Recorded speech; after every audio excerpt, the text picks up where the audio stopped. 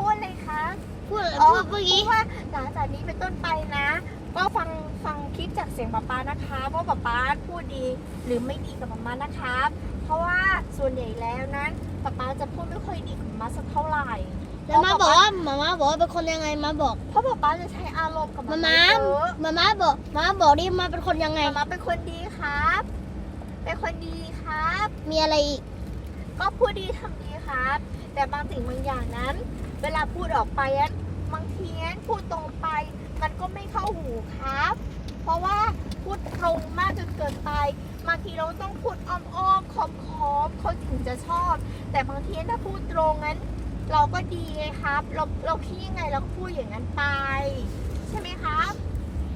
ถูกไหมครับแต่บางทีเขาชอบพูดจาหวานๆแบบนี้หวาน